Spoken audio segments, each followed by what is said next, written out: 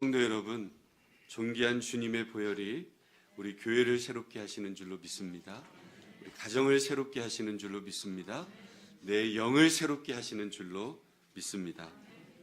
우리가 2024년부터 2025년도 첫 주간 특별 새벽 금식 기도를 통해서 고린도전서 13장 사랑장을 통해서 이웃 사랑하는 마음을 어떻게 품어야 되는지 우리가 함께 나누었습니다. 요즘 새해가 되었는데 여러분 마음이 어떠십니까? 마음이 그리 편하지 않지요. 아마 다 같은 마음이 아니실까 생각이 되어집니다. 한국을 생각하면 정치적인 여러 모습들, 또 무한공항에서 많은 영혼들이, 희생자들이 생기게 되어졌고, 그래서 그 생각하면 마음이 먹먹하고 안정되지 않고, 미국에도 여러분 금방 가잖아요. 비행기 타면 1시간 반이고, 그 LA의 산불로 인해서 많은 사람들이 아파하고 있고, 삶의 터전을 잃어버리고 목숨을 잃고, 곳곳에서 여러분 탄식의 소리가 들려오지 않습니까? 세계 곳곳은 어떻습니까? 전쟁과 기근으로 인해서 소망이 없는 것처럼 보여지는 것이 지금 현실의 모습 아니겠어요? 그래도 여러분, 그럼에도 불구하고 우리는 예수 안에서 소망을 가지셔야 되는 줄로 믿습니다. 여러분, 그래서 함께 기도하고 있고, 그리고 여러분 함께 힘내시기를 예수님의 이름으로 축복합니다. 연초부터 열말까지 주님께서 우리를 지켜 보호하셨다, 그리고 하신다, 이렇게 분명히 말씀하고 있어요. 신명기 11장 12절 말씀 우리 함께 읽어봅니다. 시작. 내 하나님 여호와께서 돌보아 주시는 땅이라, 연초부터 연말까지 내 하나님 여호와의 눈이 항상 그 위에 있느니라. 아멘. 연초부터 연말까지 하나님의 여호와의 눈이 항상 그 위에 있다, 우리 위에 있다, 이렇게 말씀해요. 우리 옆에 분들에게 다시 한번 좀 고백해 보면 좋겠어요. 하나님께서 연초부터 연말까지 지키시고 보호하십니다. 시작.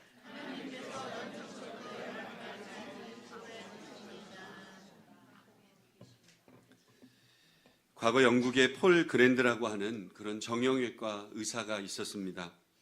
지금은 고인이 되신 분이신데, 이분이 지금으로부터 79년 전인 1946년 인도에 가서 의사 생활을 하신 적이 있으십니다. 그때 우연히 나병 환자 요양원에 방문했다가 나병 환자들의 모습을 보고 큰 충격을 받으셨어요. 그리고 그 충격을 받았는데, 그리고 하나님께서 주시는 마음이 있는 거죠. 또 소명을 받은 거예요. 충격을 받았는데 소명을 받았습니다. 그래서 그때부터 나병 환자들을 수술하고 돌보는 일에 자신의 삶을 올인하게 되어졌어요. 자신의 삶을 바친 거죠. 그래서 18년 동안 무려 3천여 건의 나병 환자를 수술을 했어요. 또 나병을 연구해서 그에 관한 논문도 썼는데, 그가 나병에 대해서 밝혀낸 중요한 사실 중에 하나가 이것인데요. 당시 대부분의 사람들은 나병 환자의 손가락과 발가락이 썩어 문드러져서 나중에 떨어져 나가는 이유를 나병 때문이다, 이렇게 많은 사람들이 생각을 했습니다.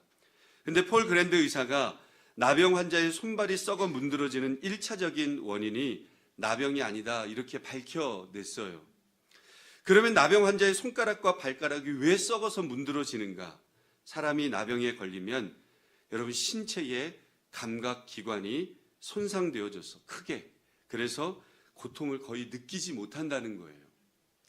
나병의 가장 큰 특징이 여러분 바로 감각이 없어진다라고 하는 거예요. 우리는 여러분 딱 이렇게 누르거나 하면 감각이 있잖아요. 근데 나병 환자들은 이 감각이 없어지는 거예요. 감각이 사라져서 고통을 느끼지 못하는 것이 손가락, 발가락이 썩어 문드러져 떨어지는 1차적인 진짜 이유다라고 하는 거예요. 예를 들자면 이런 것입니다. 나 환자들은 뜨거운 것을 만져도 감각이 없어서 그 뜨거움을 잘 느끼지 못해요. 우리는 여러분 뜨거우면 어때요? 빨리 찬물을 대거나 아니면 얼음찜질을 하지 않습니까?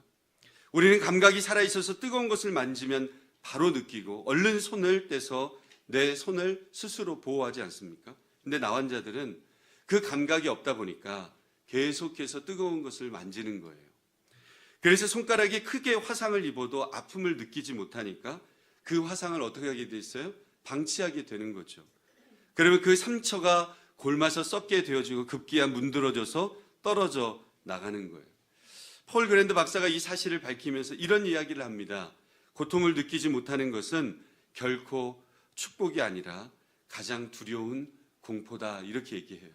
그 내용을 닮아서 책을 출간을 했는데 그 책의 제목이 고통이라는 선물이라는 책입니다. 그 책을 읽으면 아픔을 느끼는 감각이 살아있다는 것이 우리의 육체의 건강과 생명에 있어서 얼마나 중요한 것인지 우리는 알 수 있죠. 이것은 여러분 바로 영적으로도 마찬가지예요. 우리 영혼의 생명과 건강이 있어서 정말 중요한 것이 여러분 바로 감각입니다. 우리가 예수님을 믿고 새 생명, 영적인 생명을 얻게 되면 그때 나타나는 대표적인 증상이 여러분 무엇입니까?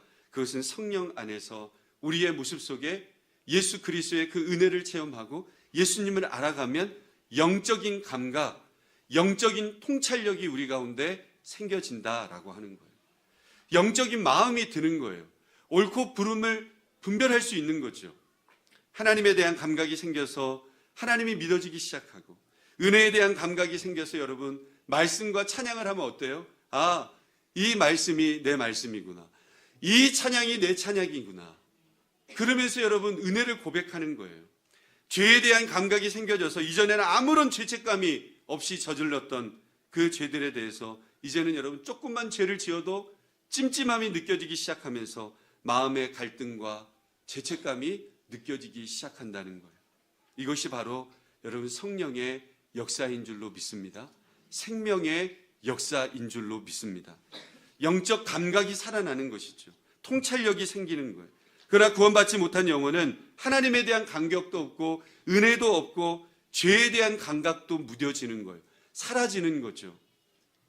그래서 사도 바울은 에베소서 4장에서 하나님의 생명에서 떠나 있는 자들을 뭐라고 표현합니까? 감각이 없는 자들이다, 이렇게 표현을 합니다. 에베소서 4장 18절 19절 말씀 우리 함께 읽어봅니다. 시작. 그들의 총명이 어두워지고 그들 가운데 있는 무지함과 그들의 마음이 굳어짐으로 말미암아 하나님의 생명에서 떠나 있도다. 그들이 감각 없는 자가 되어 자신을 방탕에 방임하여 모든 더러운 것을 욕심으로 행하되. 호세아 14장 9절도 읽어봅니다. 누가 지혜가 있어 이런 일을 깨달으며 누가 총명이 있어 이런 일을 알겠느냐. 여호와의 도는 정직하니 의인은 그 길로 다니거니와 그러나 죄인은 그 길에 걸려 넘어지리라. 여러분 그렇습니다. 우리 영혼의 생명과 우리 영혼의 건강의 아주 중요한 지표가 바로 여러분 영적인 감각과 영적인 통찰력이에요. 영적으로 여러분 건강하고 깨어 있을수록 영적인 감각이 더 느껴지는 거죠. 그러면 여러분 어떻게 되는지 아세요? 말씀에 대한 입맛이 살아나는 거예요. 여러분 우리가 몸이 안 좋거나 힘들고 그러면 밥맛이 없다 그러잖아요. 그렇지 않습니까? 영적으로 감각이 무뎌지면 어때요? 말씀에 대한 입맛이 사라지는 거예요. 찬양을 불려도 별 나하고 상관이 없다고 느껴지는 거예요. 영적 미각이 여러분 살아나야 되지 않겠어요? 할렐루야. 내가 성령으로 충만하고 영적으로 깨달을수록 말씀에 대한 입맛이 살아나면서 내가 하나님의 말씀을 더 사모하게 되어지고 어떤 말씀을 들어도 나를 향한 하나님의 말씀입니다. 너를 향한 하나님의 말씀이 아니고 나를 향한 하나님의 말씀입니다. 그게 느껴지는 거예요. 그래서 하나님의 사인에 반응하게 되는 거예요. 하나님이 뭐라고 말씀하시는지. 작은 죄에도 여러분 어떻게 합니까? 갈등하게 되고 괴로워하면서 하나님의 징계 앞에서 여러분 바로 알아차리고 회개함으로 곧장 우리의 마음을 돌이킨다는 거예요. 그런 역사가 내 신적으로도 여러분 굉장히 스트레스를 받는 그런 상황이에요. 언제 죽을 줄 모르는 그런 상황 속에 다윗이 있었습니다. 그런데 여러분 그 다윗의 영적인 상황은 그때가 가장 피크였다라고 하는 거예요. 영적으로 가장 살아있었다. 광야였지만 힘들었지만 어려웠지만 가장 영적으로는 살아있었다라고 하는 거예요. 시편의 대부분이 여러분 어떻습니까? 광야 생활 가운데 기록된 것 아니겠어요? 가장 하나님과 친밀한 그런 교제 가운데 있었던 때가 어렵고 힘들고 고민하고 스트레스 받고 그럴 때가 하나님과 더 깊이 만나는 그런 믿음의 자리였다라고 하는 거예요. 그렇게 영성이 살아있었을 때, 영적으로 깨어있을 때는 자신을 죽이려고 했던 사울 왕의 여러분 겉 옷자락을 벤 것만으로도 어때요? 괴로워하지 않습니까? 왕을 죽인 것도 아니고 겉 옷자락만 칼로 살짝 베었는데 사울이 자기를 죽이려고 얼마나 따라다녔어요. 자기가 죽일 수 있으면 얼마나 죽일 수 있는 상황이었어요. 근데 옷자락 하나 살짝 벤 것. 그것도 여러분 어때요? 마음에 찔려 하는 거예요. 영적인 감각이 살아있다는 증거죠. 영적 감각이 살아있으면 이렇게 죄 같지도 않은 작은 것에도 어때요? 찔림을 가지고 괴로워하는 마음이 있다는 거예요. 그러나 죄악 가운데 영혼이 잠들게 되면 여러분 그 영적인 감각이 무뎌지게 되는 거예요.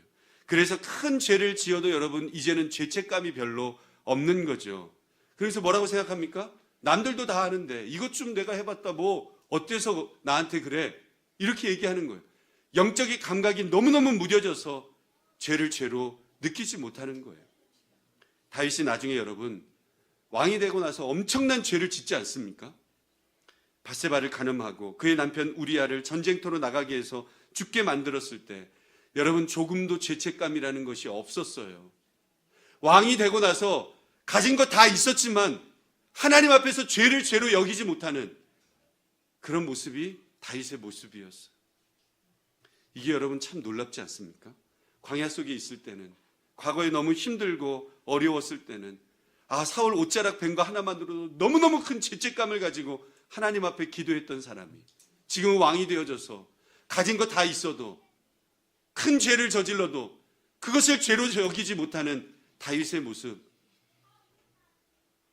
이것이 바로 여러분 영적으로 잠들고 있는 모습 아닙니까? 영적인 나병에 걸린 것 아닙니까? 영적 나병에 걸리면 여러분 이런 증상들이 분명히 나타나게 되어져 있어요. 우리의 감각이 다 사라진다는 거예요. 통찰력도 사라진다는 거예요. 하나님에 대한 감각, 죄에 대한 감각, 은혜에 대한 감각이 다 사라지는 거예요. 영적인 감각이 사라지면서 죄에 대한 찔림도 없어, 말씀에 대한 감각도 없고, 기도하자 그래도 너나 기도해라 이렇게 나올 수 있는 거예요. 그 결과 하나님이 그런 다윗을 회개시키기 위해서 나단 선지자를 보내서 그의 죄를 지적하는 설교를 하지 않습니까? 다윗은 자신을 향한 나단 선지자의 설교를 들으면서 은혜를 받아요, 못 받아요? 하나님의 말씀을 들어도 은혜를 받지 못하는 거예요. 판단하게 되어지는 거죠. 뭐라고 판단합니까? 그런 사람이 있으면 하나님께 벌 받아지요. 전혀 은혜를 받지 못하는 거예요. 자신에게 적용을 시키지 못하는 거예요. 지금 나단 선지자가 와서 너가 그렇다 얘기하고 있는데 내가 아니고 그런 사람이 있다고 하면 혼내줘야죠. 도리어 분노해요. 그런 사람 나쁜 사람이다. 누구에게 얘기하고 있는데? 나에게 얘기하고 있는데. 여러분 이번 한 해도 여러분 하나님의 말씀을 나에게 주시는 말씀이다. 하나님께서 나에게 하시는 말씀이구나. 내 남편에게, 내 아내에게 하는 말씀이 아니고, 내 친구에게 하는 말씀이 아니고, 내 세론들에게 하는 말씀이 아니고, 우리 리더에게 하는 말씀이 아니고, 하나님께서 이번 한 해도 말씀을 통해서 나에게 영적인 감각이 회복되라고 말씀하신 하나님의 은혜구나.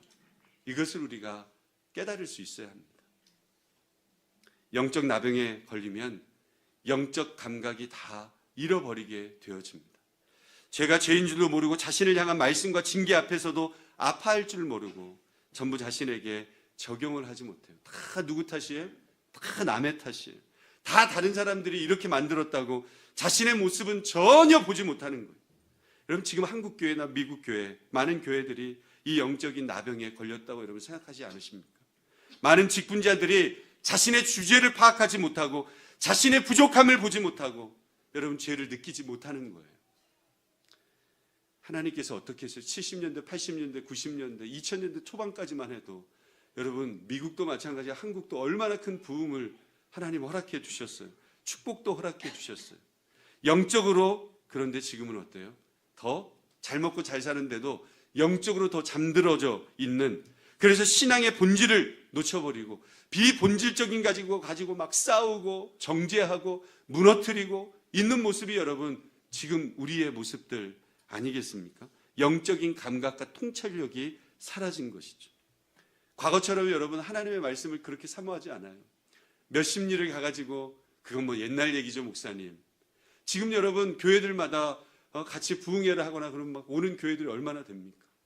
예전에는 보따리 싸가지고 가가지고 기도하고 자녀들 그때도 다 키웠다 그러잖아요. 라떼는 얘기하면 안 되는데요. 네, 그죠? 그런 감각들이 사라졌다는 거예요. 말씀을 자신에게 적용할 줄 모르는 거예요. 여러분 지금 어때요? 하나님께서 한국도 마찬가지고 미국도 마찬가지고 경기 불황을 주고 자연재해를 주고 어떻게 보면 하나님의 징계 아니겠습니까? 징계하시는데도 잘 깨닫지 못하는 거예요. 내 죄를 깨달으라고 하나님께서 회초리를 대서 때리시는데 정작 죄는 깨닫지 못하고 전부 뭐 하고 있어요? 남 탓만 하는 거예요. 미국과 한국에서 대통령 탓, 부모 탓, 친구 탓. 여러분 내 탓은 하나도 없는 거예요. 내 탓은 도무지 없어요. 내가 기도하지 않고 있는 그 죄는 보지 못하는 거죠. 전부 다른 사람 탓하는 거예요. 여러분 이게 영적인 나병에 걸린 모습 아닙니까? 지금 나의 죄 때문에 풍랑이 일어나 죽느냐 사느냐 하고 있는데 요나는 여러분 배 밑속에서 잠을 자고 있는 거예요. 편안하게 누워서 자고 있는 거예요. 나는 다 가졌다.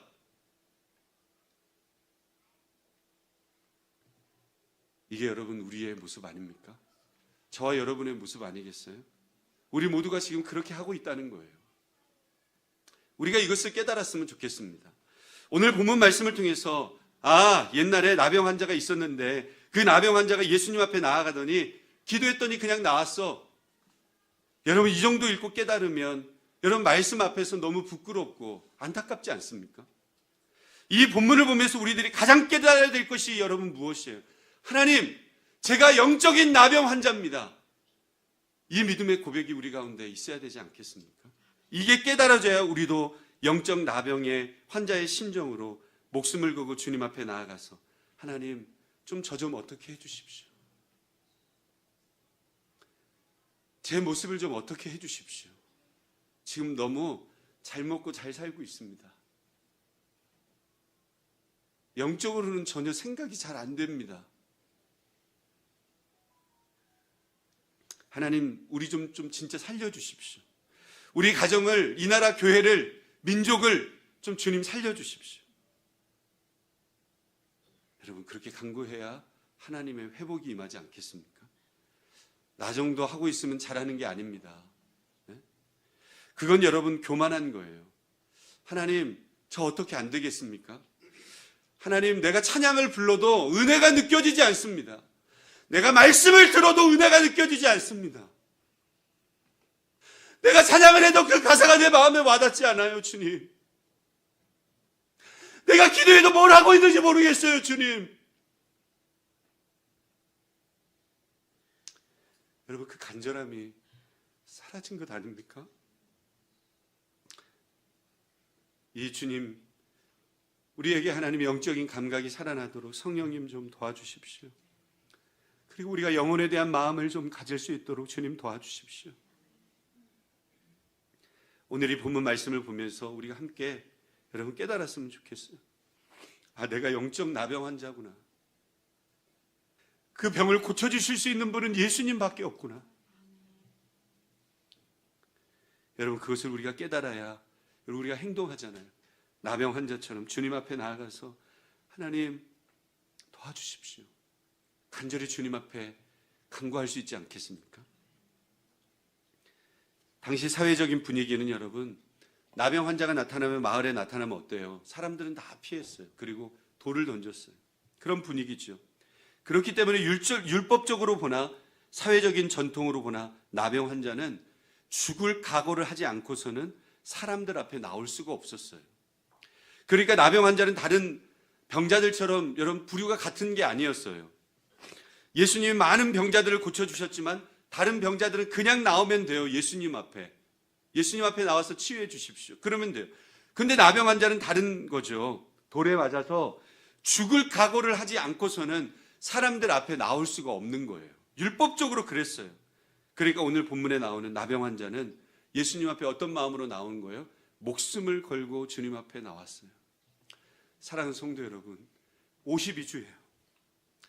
목숨을 걸고 주님 앞에 나아가는 은혜가 있기를 원합니다.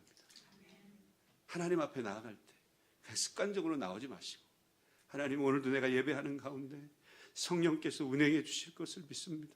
오늘도 예배하는 지체들 가운데 하나님의 말씀을 받고 그 말씀에 반응하는 은혜가 우리 가운데 넘치게 해 주십시오. 그렇게 기도하면서 주님 앞에 이 나병 환자가 여러분 그렇게 주님을 간절히 사모하는 마음, 죽을 수 있지만 그 믿음으로 나아갔던 그 나병 환자의 모습처럼 말입니다. 예수님 당연히 아시죠. 그것이 바로 예수님을 놀라게 했던 이유 아니겠어요? 예수님은 그 나병 환자의 간절함을 보셨습니다. 목숨을 걸고 나올 정도로 간절함이 있는 그 마음을 보신 거예요. 잠언서 8장 17절 말씀 우리 함께 읽어봅니다. 시작.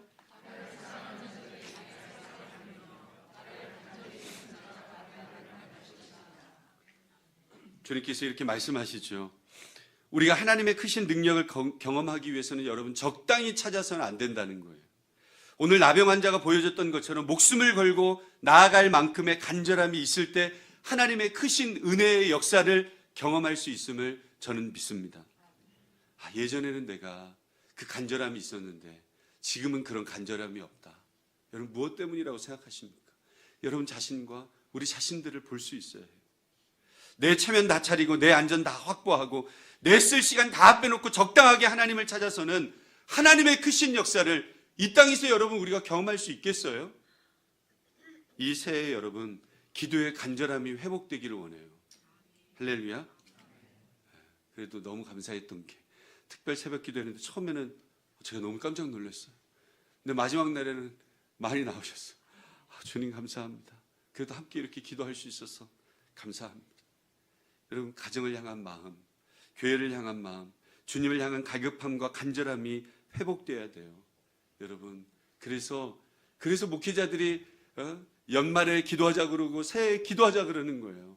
영적인 고도를 높이기 위해서, 영적인 감각을 놓치지 않기 위해서, 하나님께서 나에게 뭐라고 말씀하시는가 이거 놓치지 않기 위해서. 베드로와 요한이 뭐라고 고백했습니까? 은과 금은 내게 없거니와 내게 있는 것으로 내게 주노니 곧 나사렛 예수 그리스도의 이름으로 일어나 걸으라. 내게 돈이 없다. 근데 나한테 있는 것이 있는데 그것이 바로 예수님의 이름이다.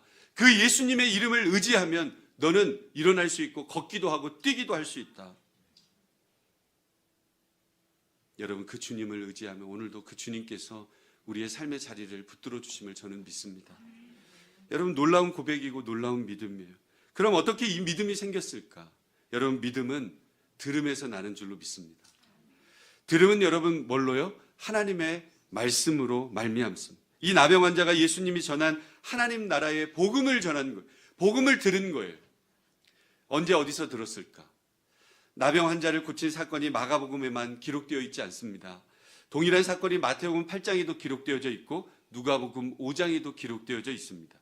특별히 마태복음 8장에 보면 이 나병 환자가 예수님 앞에 나온 그런 시기와 장소를 우리가 알 수 있는데요. 마태복음 8장 1절 2절을 보기 전에 여러분 우리가 알아야 할 것은 마태복음 5장부터 7장까지가 뭐였어요? 예수님의 산상수훈의 말씀이에요. 예수님에서 산에서 사람들과 제자들을 불러다가 말씀해 주신 그 본문이 5장부터 7장까지예요. 긴 본문이죠. 그리고 나서 8장 말씀이 시작되는데 1절 2절 말씀 우리 함께 읽어봅니다. 시작. 예수께서 산에서 내려오시니 수많은 무리가 따르니라.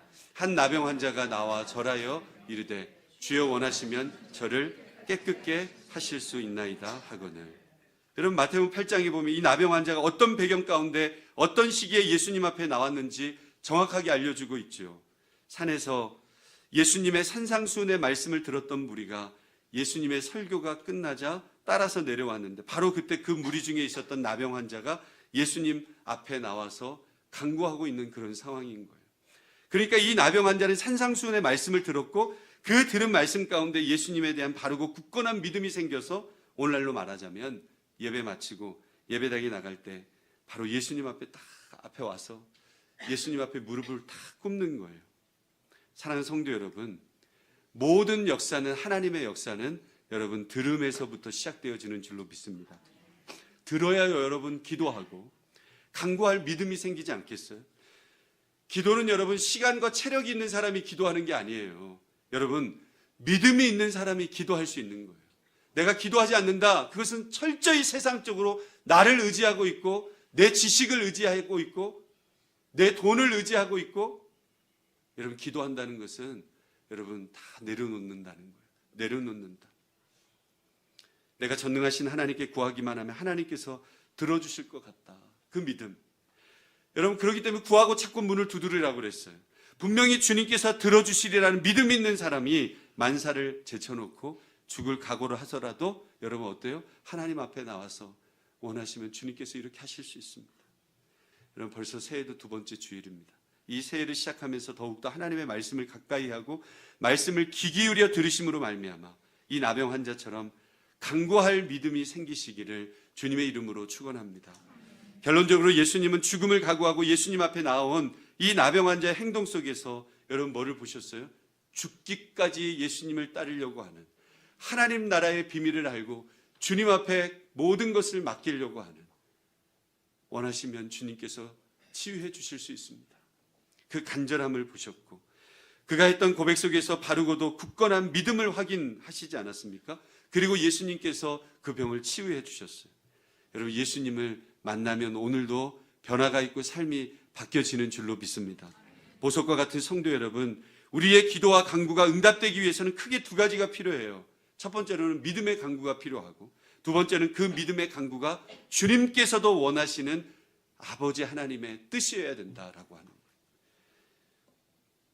바른 믿음의 고백으로 주님 앞에 간절히 나아갔을 때 주님께서는 흔쾌히 내가 원하노니 깨끗함을 받으라 이렇게 말씀해 주셨고 그 즉시 병이 고쳐졌어요. 우리 마가복음 1장 41절 42절 말씀 읽어봅니다. 시작. 내가 원하노니 깨끗함을 받으라 하시니 곧 나병이 그 사람에게서 떠나가고 깨끗하여진지라. 사랑하는 성도 여러분, 이 나병 환자의 간절한 이 목숨을 걸고 하나님 앞에 나오는 그 간절함과 성숙한 믿음의 간구가 이번 한 해 넘쳐나시기를 소원합니다. 주님께서 원하시면 저를 깨끗게 하실 수 있습니다. 주님께서 원하시면 우리 자녀를 치유해 주실 수 있습니다. 주님께서 원하시면 이 문제를 해결하실 수 있습니다.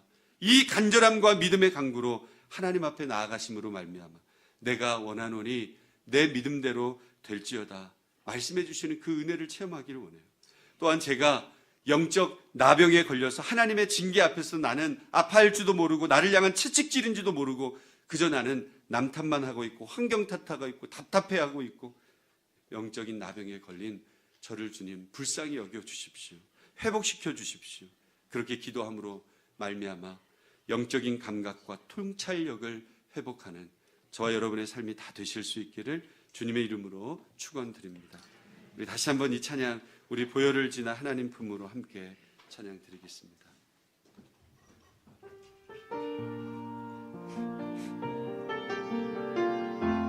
보혈을 지나 하나님 품으로 보혈을 지나 하나님 품으로 보혈을 지나 아버지 품으로 보혈을 지나 하나님 품으로 한 걸음씩 나가네. 보혈을 지나 하나님 품으로 보혈을 지나 하나님 품으로 보혈을 지나 아버지 품으로 하나님 품으로 나가네. 존귀한 주보혈이 존귀한 주보혈이 내 영을 새롭게 하시네. 우리 가슴에 손을 얹고 존귀한 주보혈이 내 영을 새롭게 내 영을 새롭게 한 존귀한 주보혈이 교회를 새롭게 존귀한 주보혈이 교회를 새롭게 하시네. 존귀한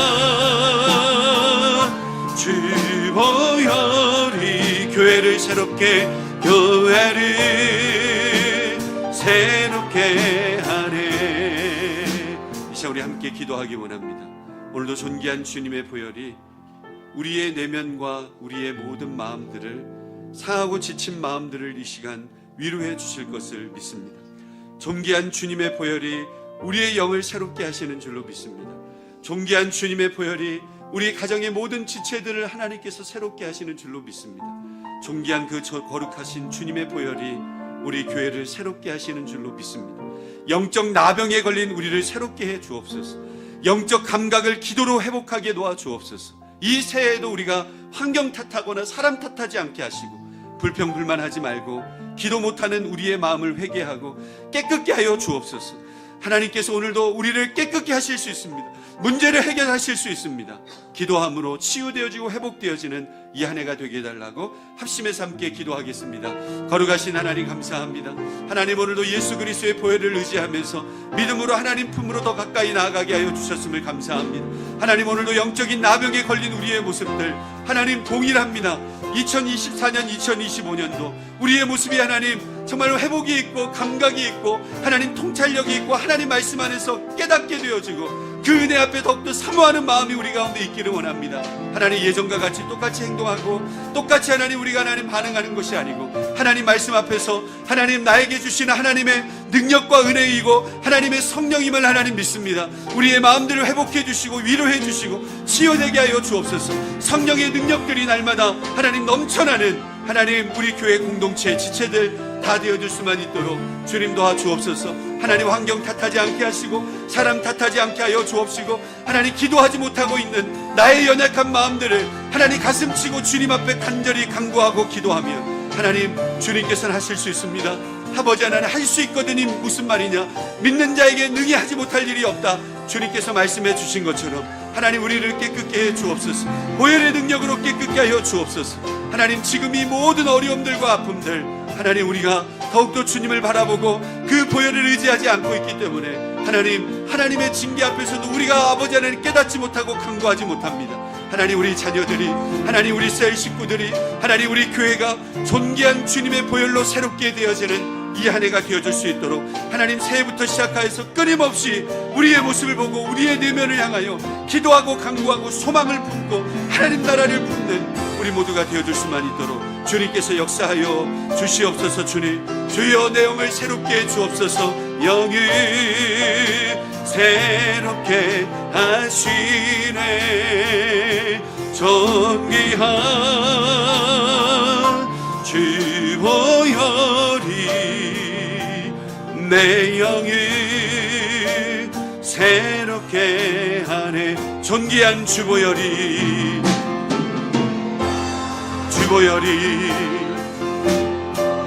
믿음으로 고백하십시오. 내 영을 새롭게 하시. 존귀한 주 보혈이